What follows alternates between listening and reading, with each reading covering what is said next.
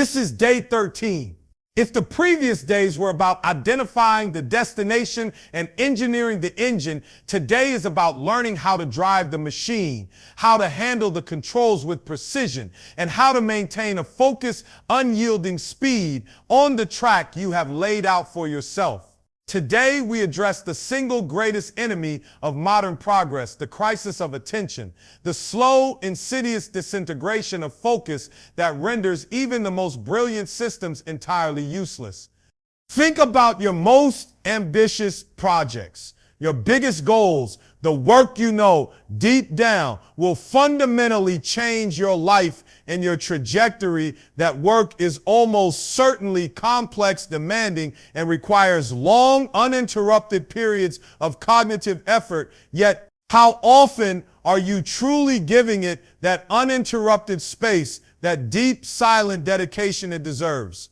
Our lives, by design, are now structured as a series of shallow interruptions, a constant digital confetti of pings, notifications, alerts, and quick-hit dopamine bursts that condition the mind to crave distraction, to fear the silence and the sustained difficulty of meaningful work.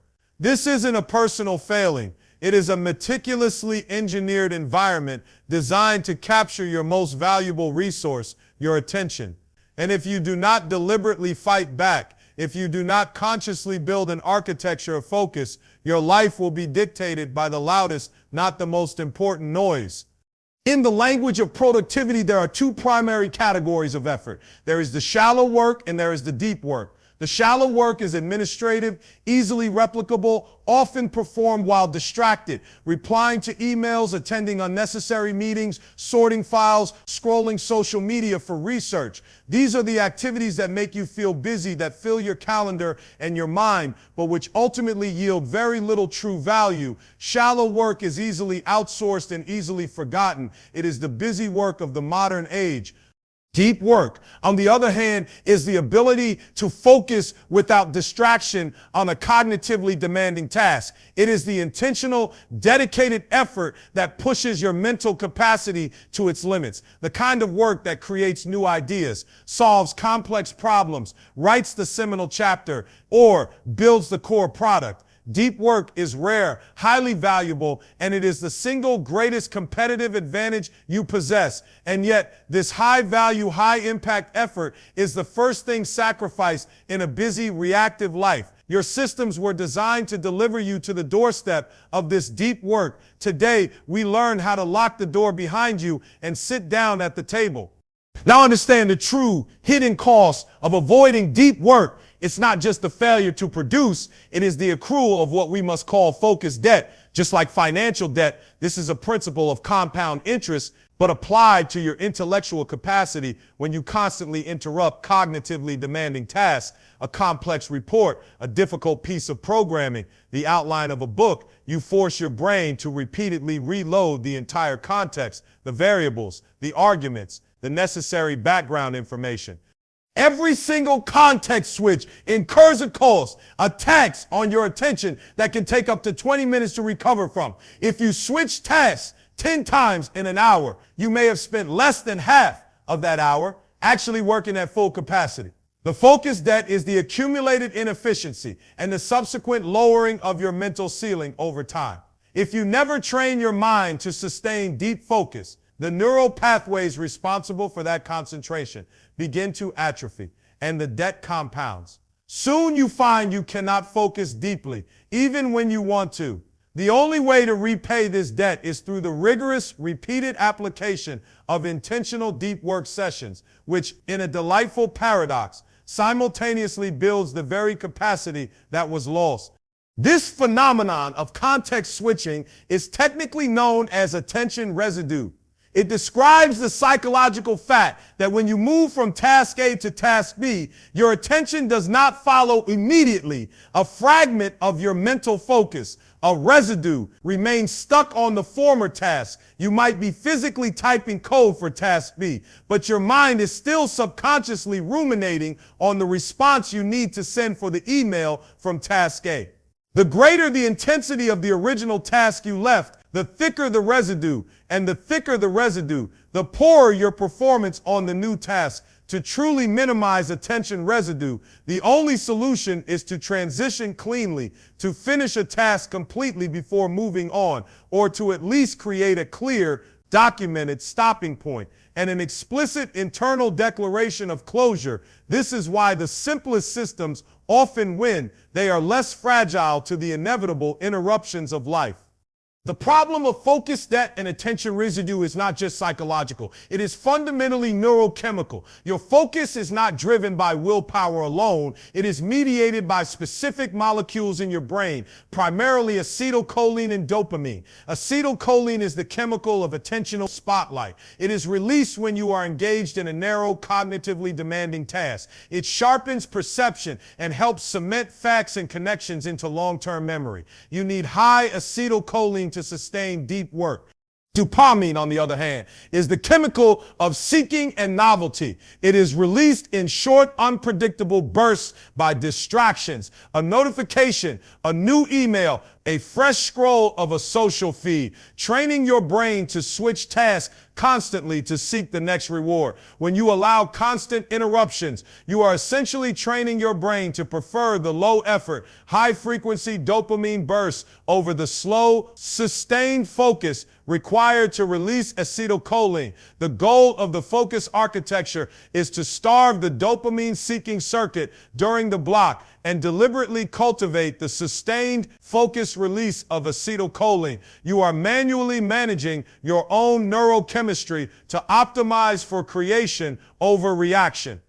The first step in building this architecture of focus is not about what you do during deep work, but how you transition into it, how you cue the mind and body that the time for play, distraction, or reaction is over. This is where the power of ritual becomes non-negotiable. Think of a ritual as a short, repeatable sequence of actions that acts as a mental airlock. You are passing from the chaotic, reactive world into the concentrated, creative space. Perhaps your ritual is as simple as brewing a specific kind of tea only before deep work sessions, or putting on noise-canceling headphones and opening a dedicated, distraction-free text editor, or clearing your desk of everything except the single necessary tool for the task.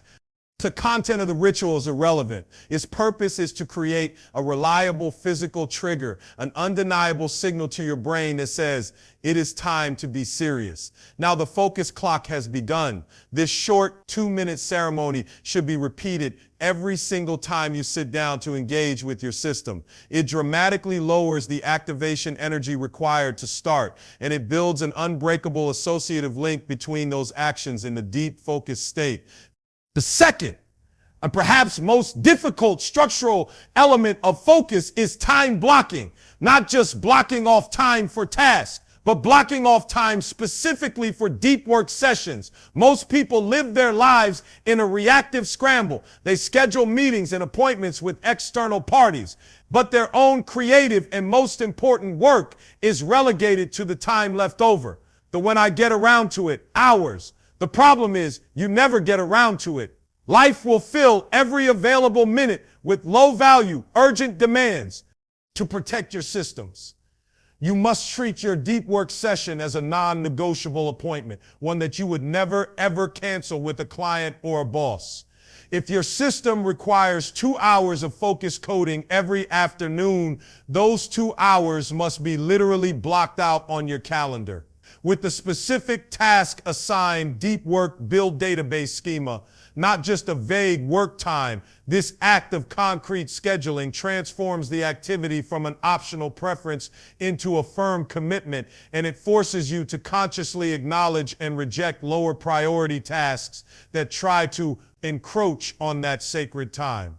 To take this time blocking to an advanced level, you must embrace the philosophy of thematic work, often called monk mode. This means grouping similar, high-leverage tasks together into single, massive blocks to eliminate context switching, thereby slashing your focus debt. Instead of checking email for 20 minutes, then working on the script for an hour, then taking a client call, then working on the script again, you should dedicate entire half days, or even entire days to a single thematic category. Monday is writing day, where you don't even look at email. Tuesday is research and planning day. Wednesday morning is client calls only. This reduces the cognitive friction of switching gears dramatically. When you switch from writing the introduction to writing the conclusion, you are still operating within the same high-level context, the same set of mental models. The drain on your attention is minimal. But when you switch from writing a deep creative piece to approving expense reports, the mental toll is massive. Thematic work, therefore, is not a luxury. It is a pragmatic necessity for maximizing high-quality output. It forces you to embrace boredom, to stay with the difficulty, and to achieve genuine, sustained flow states that are otherwise impossible to access.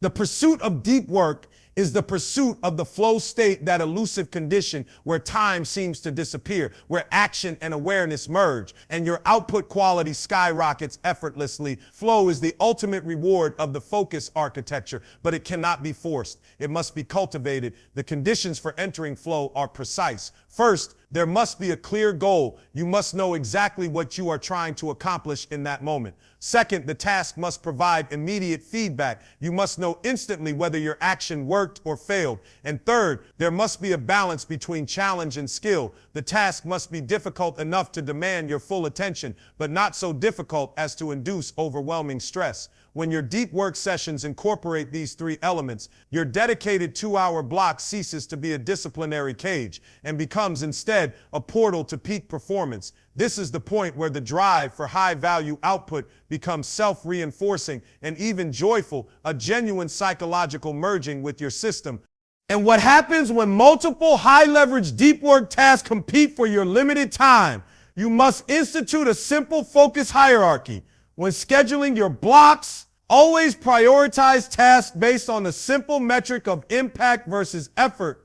The first priority must always be the task that is highest impact and highest effort, the one that will move the needle furthest but requires the most intense, demanding concentration. Dedicate your peak energy time, the first few hours of the morning for most people, to this task. Once that is complete, move to tasks that are high impact but lower effort. These are critical but less cognitively draining. Only then do you address the remaining high-value items, pushing all administrative, reactive, or shallow work to the end of the day when your cognitive reserves are already spent. This strict hierarchy ensures that even if you only complete one deep work block, that block was spent on the most valuable, transformative item in your system. Once you are in that block time, the physical environment itself must become an ally, a silent guardian of your attention. The modern environment is the enemy of focus, so you must deliberately and ruthlessly engineer a physical space that encourages concentration and discourages interruption. This means minimizing visible cues of other tasks. If you are writing, put the laundry basket out of sight. If you are studying, cover up the gaming console. Every object in your line of sight is a potential mental pull, a suggestion of another, easier, more dopamine rewarding activity. Furthermore, you must aggressively manage the auditory environment. For some, this means absolute silence. For others, it means a specific type of white noise or ambient sound that creates a sonic barrier against the outside world. The most crucial element here, however, is the digital environment. You must institute a policy of digital isolation during deep work blocks. The phone must be on airplane mode and out of reach. The email tab must be closed and the notification bubbles banished. This is not about willpower. It is about eliminating the necessity for willpower. Willpower is a finite resource. You cannot spend 2 hours resisting the urge to check Twitter and spend 2 hours solving a complex physics equation. You must architect the environment so the temptation simply isn't present. Now let's talk about the silent killer of systems, the insidious force we call procrastination. Most people mistakenly believe procrastination is a sign of laziness or poor time management, but psychological research is clear. Procrastination is not a failure of time management. It is a failure of emotion, regulation. When you face a cognitively demanding task, a task that is difficult, ambiguous, or carries the risk of failure or judgment, your brain registers this difficulty as a negative emotional state, a mild discomfort, anxiety, or fear. And so, in a purely self-protective move, your brain automatically seeks to regulate that emotion by switching to an easier, more immediately rewarding task, watching a short video, reorganizing your spice rack, checking email, any task that provides a quick hit of completion, dopamine, and momentarily relieves the discomfort of the hard thing. Procrastination, then, is simply a maladaptive strategy for regulating negative moods. The challenge is that while it makes you feel better now, it guarantees you will feel much worse later. To break this pattern, you must detach the work from the emotion. You must employ the 5-minute rule as your primary weapon against procrastination. The rule is deceptively simple. Tell yourself you only have to work on the difficult task for 5 minutes, just 5 minutes, no more. This technique works because the initial resistance to starting is the strongest part of the anxiety response. Once you are immersed for 5 minutes, once the engine is turning and the task has gone from a looming abstract fear to a tangible series of actions, the emotional barrier often dissipates. The momentum you gain in those first 5 minutes is often enough to carry you through the full deep work block. If after 5 minutes you genuinely still feel immense resistance, you are free to stop, but the vast majority of the time, the self-imposed contract of those 5 minutes is the necessary psychological jumpstart.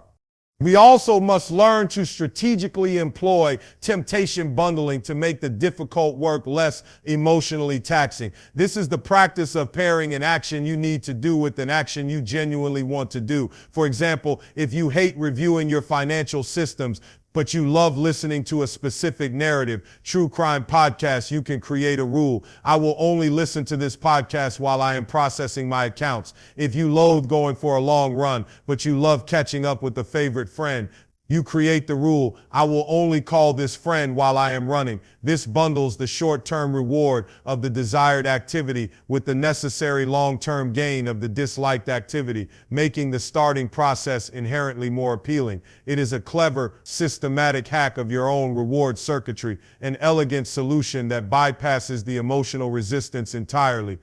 And this leads us to the crucial distinction between passive and active procrastination.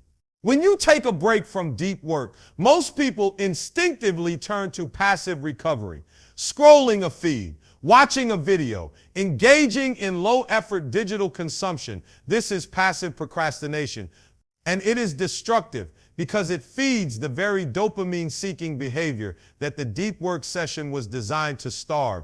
It simply perpetuates the cycle of craving novelty and distraction. Active procrastination, or productive procrastination, is the intentional scheduling of a low-effort, valuable task during a break. It is the equivalent of a change of venue for your attention, for example. Instead of scrolling, you use your 15-minute break to clear your physical workspace, or you call a team member for a necessary quick non-cognitive check-in, or you take a rapid 10-minute walk to promote neurochemical reset. These actions are still productive on some level, but they require a different, less intense type of focus. They allow the acetylcholine to replenish while still providing a sense of forward momentum. This is the art of strategic recovery, the planned integration of rest that actually enhances your future focus rather than poisoning it with digital stimulation. Never let your breaks be accidental. Make them a deliberate part of your system. The superior form of active procrastination is the deliberate practice of intentional boredom. When you move immediately from a cognitively demanding task to another digital stimulus, you give your brain no space to breathe or process. This is where the default mode network DMN comes in. The DMN is the brain system that is active when you are not focused on an external task, when you are daydreaming, showering, or walking without a phone. This network is critically important for creative synthesis, for connecting disparate pieces of information, and for generating those aha moments of insight that often solve the complex problems you were wrestling with during your deep work block. You must deliberately schedule periods of non-stimulation, a walk with no music, staring out a window, or simply sitting quietly to allow the DMN to activate. This boredom is not wasted time. It is the essential restorative blank canvas that the focused, highly charged, deep work session needs to offload and process its information. If you continuously feed your brain input, you starve it of the necessary space for true creativity. Intentional boredom is therefore a cornerstone of advanced focus architecture.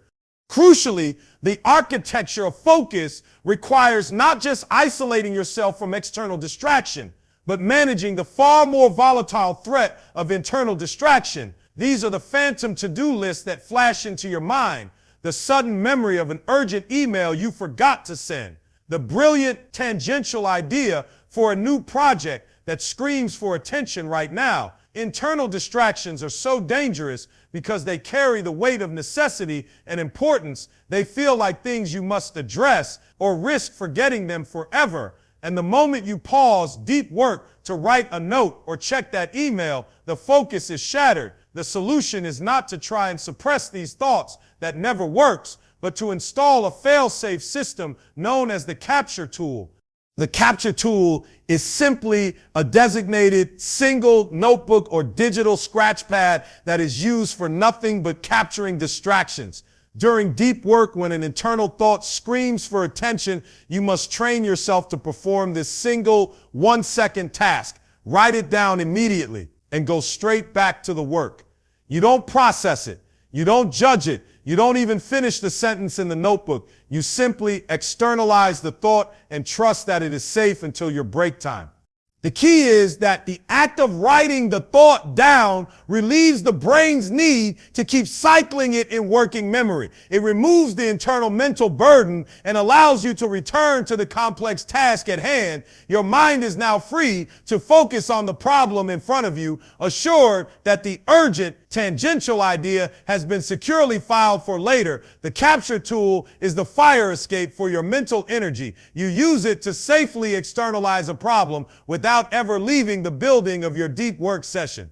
The same rigorous gatekeeping must apply to any tools that provide an endless stream of novel information. The news feeds, the social media platforms, the infinite scroll. These are the emotional escape routes that your mind will take when it encounters the slightest bit of friction in the deep work. You must create friction for the distraction itself. Make the distraction hard to access. Log out of social media every single time you use it. Forcing a username and password entry the next time. Place your most distracting apps on the final screen of your phone. The principle here is simple. Add steps to distraction and reduce steps to focus. The more micro friction you place between yourself and the quick hit dopamine source, the less likely you are to fall into the procrastination trap when the cognitive pressure rises. Now we must face the social cost of deep work, because the moment you commit to this level of focus, you are fundamentally redefining your social contract with the world. Modern society equates availability with value. If you are instantly responding to messages and emails, you are seen as productive and responsive, but in reality, you are just an enslaved node in someone else's reactive system. True deep work demands periods of intentional unavailability, periods where you must gracefully and firmly say no. You must learn to decline meetings that do not require your cognitive input. You must be comfortable letting messages sit unanswered until your scheduled information gate opens. This is not rudeness. It is professionalism of the highest order. It is a demonstration that you value your creative time too much to allow it to be fragmentarily stolen by low priority demands. When you say no to an immediate request, you are actually saying yes to the high impact output that will ultimately benefit everyone around you far more than a quick, shallow reply ever could. The only way to win this social negotiation is to communicate your system up front and stick to it religiously. Establish the boundaries, and the world will learn to respect the quiet, intentional dedication they represent.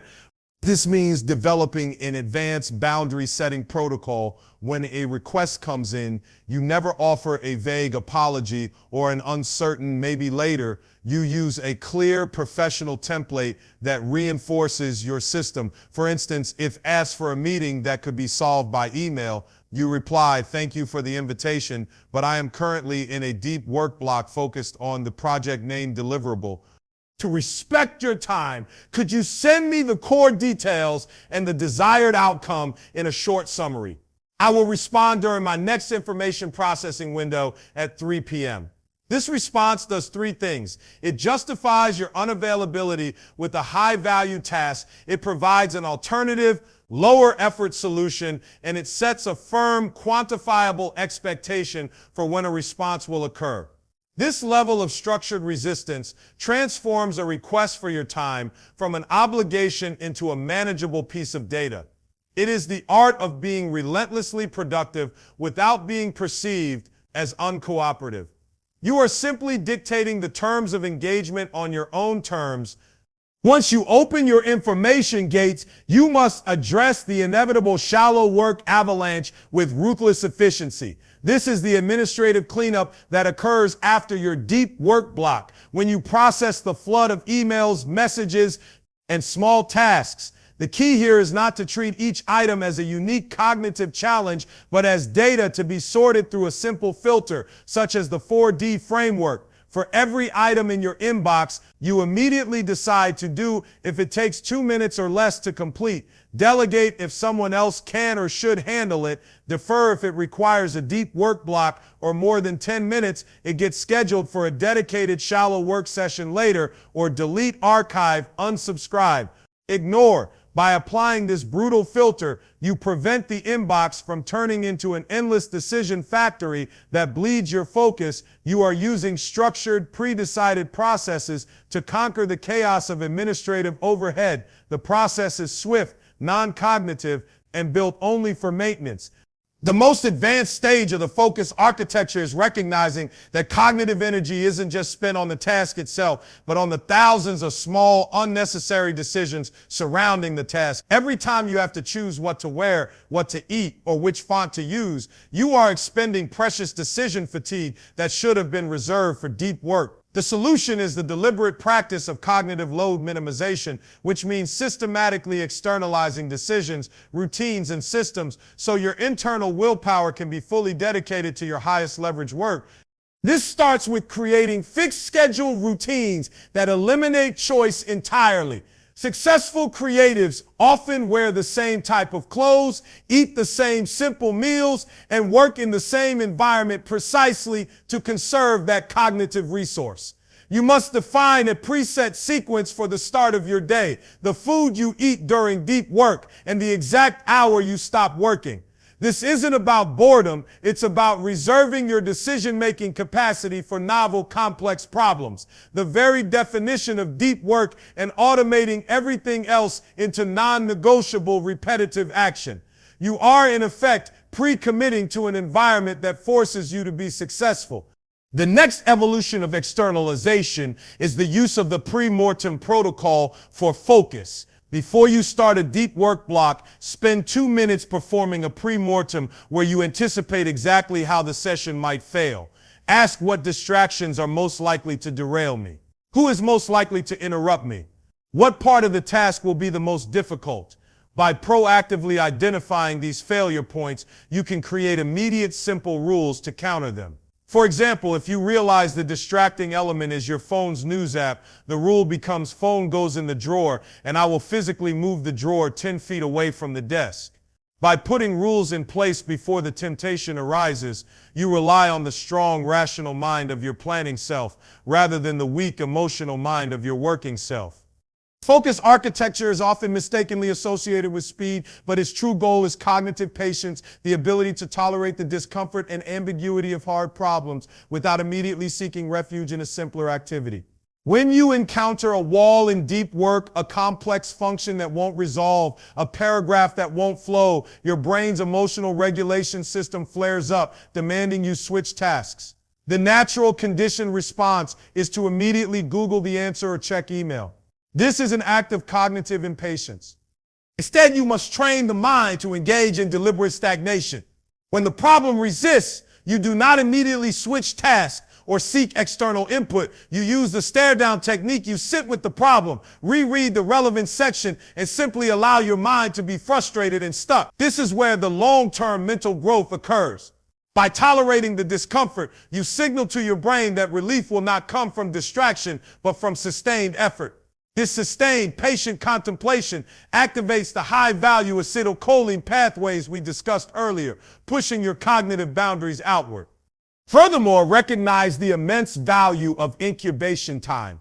Not all problems are best solved by brute force continuous effort. Some solutions require the subconscious processing power of your default mode network, DMN, which is activated when you step away. When the stare-down technique hits a genuine impenetrable barrier, you must consciously save the problem, capture your last thought on the capture tool, and then take a break characterized by intentional boredom. You are not procrastinating. You are trusting your system to let the subconscious mind work. You are giving the solution permission to arrive while you are staring out the window, ensuring the subsequent deep work block starts with fresh insight rather than exhausted frustration. While the boundary setting protocol deals with interruptions, the principle of least interruption deals with ambient cognitive drag, the subtle background awareness of other people's needs and presence. If you work in a shared space, your focus architecture must account for the potential for interruption, which is nearly as damaging as the interruption itself. This requires defining the visual and auditory focus cues for those around you. If you put on your noise-canceling headphones, that must be a communicated, nonverbal sign. I am in a deep work block. Do not disturb. This simple signal eliminates the need for repeated verbal boundary setting. Similarly, if your workspace is facing a wall, it is a visual cue of focus. If your desk is facing the hallway, it is an open invitation for a chat. For remote workers, this means being ruthless with your status signals. Your communication platform, Slack, Teams, etc., must clearly reflect your intentional unavailability. Set your status to focusing or in deep work block, and crucially hide the application entirely from your screen during the session. If you only see the status icon change when a message comes in, that flicker of light is enough to break concentration. The principle of least interruption means eliminating every subtle nonverbal signal that could pull your focus away from the highest value work. Once you open your information gates, you must address the inevitable shallow work avalanche with ruthless efficiency. This is the administrative cleanup that occurs after your deep work block, when you process the flood of emails, messages, and small tasks. The key here is not to treat each item as a unique cognitive challenge, but as data to be sorted through a simple filter, such as the 4D framework. For every item in your inbox you immediately decide to do if it takes 2 minutes or less to complete, if someone else can or should handle it, if it requires a deep work block or more than 10 minutes, it gets scheduled for a dedicated shallow work session later. Or delete, archive, unsubscribe, ignore. By applying this brutal filter, you prevent the inbox from turning into an endless decision factory that bleeds your focus. You are using structured, pre-decided processes to conquer the chaos of administrative overhead. The process is swift, non-cognitive, and built only for maintenance. Once the deep work session is complete, the final non-negotiable step in the architecture of focus is the shutdown ritual. Just as you need a ritual to cue your brain to start, you need one to cue your brain to stop. The purpose of the shutdown ritual is twofold. First, it confirms that you have captured any incomplete task, preventing the mental rumination that often ruins evenings. And second, it establishes the next day's focus, ensuring the system has continuity. The ritual might involve reviewing your capture tool to process the items you scribbled down, looking at your calendar for the next morning to identify the very first task you will attack, and physically cleaning your workspace. Put the keyboard cover on. Put the notebook away. Explicitly say to yourself, session over, day complete. The great writer and deep work advocate Cal Newport suggests that you conclude by making a specific statement that essentially says, today is done. My plan for tomorrow ensures that all pending tasks are accounted for and will be addressed. This simple final declaration relieves the cognitive load and allows your mind to truly switch off. Without this ritual, your brain will often keep cycling the unfinished business in the background, and that residual mental stress is the subtle enemy of rest, which in turn poisons tomorrow's focus. Completeness of process is just as important as the process itself, and the shutdown ritual is the essential bookend that locks in the value of the day's effort and ensures you start the next one from a position of immediate clarity. Let us conclude by considering the element of fatigue and its effect on focus. The architecture of focus is not about working harder or longer. It is about working at a higher intensity for a specific bounded duration. Deep work is exhausting. It consumes mental energy at a vastly higher rate than shallow work. This is why the best performers in any field, the scientists, the novelists, the world-class athletes, do not work 20-hour days. They work in focus, intense bursts, followed by intentional rest. The brain can only sustain this highest level of cognitive output for so long, perhaps 90 minutes, perhaps 2 hours, before the quality of the output begins to degrade exponentially to sustain your systems over the long run. You must schedule not just the work, but the recovery, a 10-minute walk outside. After a 90-minute deep work block is not a break from your system. It is an essential integrated part of your system. This rest period allows the prefrontal cortex to reset, to consolidate information, and to prepare for the next round of intense concentration. It prevents burnout, and it ultimately allows you to produce more high-quality output in a 6-hour day than most people produce in 12. Beyond the daily breaks, the long-term success of your focus architecture depends entirely on focus endurance, the physical, biological ability to generate and sustain high-quality attention day after day. You cannot build a high-performance system on a low-performance engine. This requires meticulous attention to the two non-negotiable pillars of cognitive health, sleep and fuel. High-quality sleep is the single most powerful cognitive enhancer. It is when your brain literally cleanses itself of metabolic byproducts, consolidates the complex learning and creation of the day, and repairs the neurochemical pathways responsible for focus.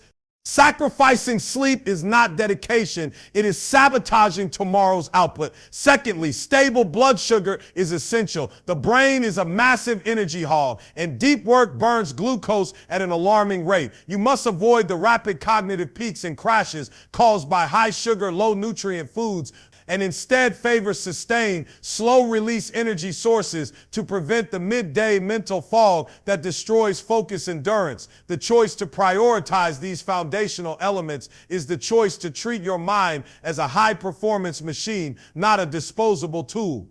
To ensure your focus architecture is not just busy, but genuinely effective, you must measure the right things. Most people fall into the trap of tracking process metrics. For example, I spent 4 hours at my desk, but failed to track outcome metrics, for example. 10. I completed the core database schema. To correct this, institute a two-tiered focus scorecard at the end of every deep work session.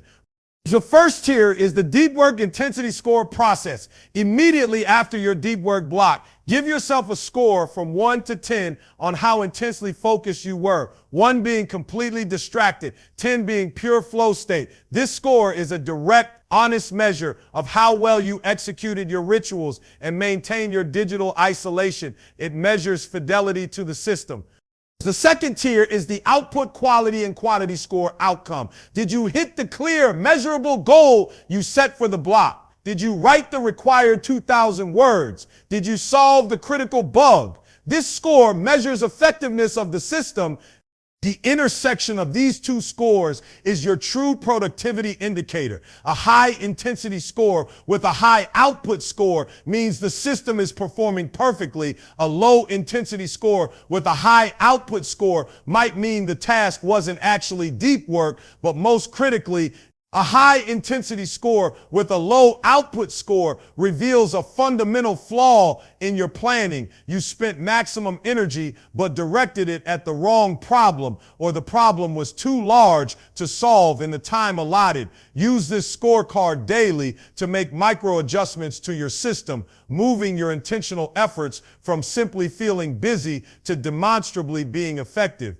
The focus you cultivate today is the foundation for the freedom you seek tomorrow. It is the craft of the truly intentional life. It is the quiet act of creation. In a world obsessed with noise, the final rule in building this mastery is the anti-fragmentation rule. It is the synthesis of everything we have discussed. Do not accept fragmenting your attention unless the leverage is astronomical. Do not allow your time, your energy, or your intellectual resources to be broken into tiny, ineffective shards by the digital world. The architecture of focus demands that you aggregate your time into massive, coherent blocks where the compounding returns of sustained effort are maximized. This is the discipline that ensures your systems are not just beautiful blueprints, but powerful, executed realities. The choice to focus is the choice to determine what you will create and who you will become. Protect your time, guard your mind, and begin building your own unbreakable architecture of focus.